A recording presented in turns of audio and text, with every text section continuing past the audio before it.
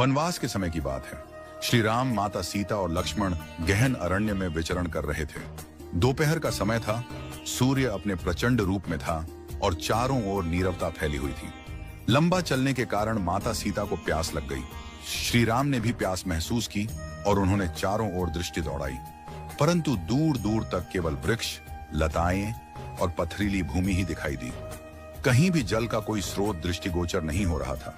भगवान श्री राम ने नमन करते हुए प्रकृति से प्रार्थना की, हे प्रकृति मां, यदि कहीं पास में जल स्रोत हो तो कृपा करके हमें उस ओर मार्ग दिखाइए। इतने में एक सुंदर और शालीन मयूर वहां आ पहुंचा। उसकी आंखों में विनम्रता थी और मुख से प्रेम टपक रहा था।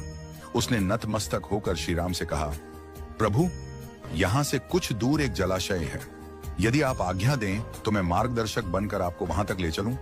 श्री राम ने मुस्कुराकर कहा, प्रिय पक्षीराज, यह तो अत्यंत पुण्य का कार्य है, परंतु तुम इतने चिंतित क्यों हो?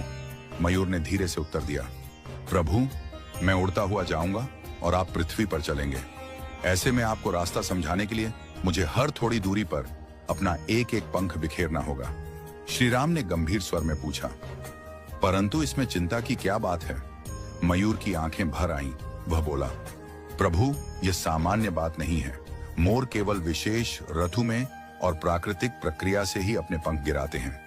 यदि मैं अपनी इच्छा से उन्हें त्यागता हूं तो यह मेरी जीवन शक्ति को क्षीण कर देगा। अंततः मेरी मृत्यु निश्चित होगी।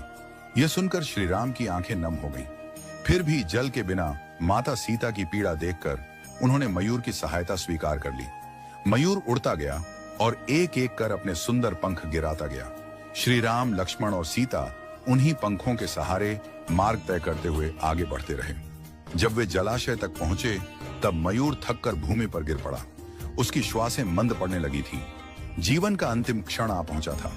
उसने भगवान श्री राम की ओर देखकर कहा, प्रभु, आप वही हैं जो संसार की तृष्णा मिटाते हैं।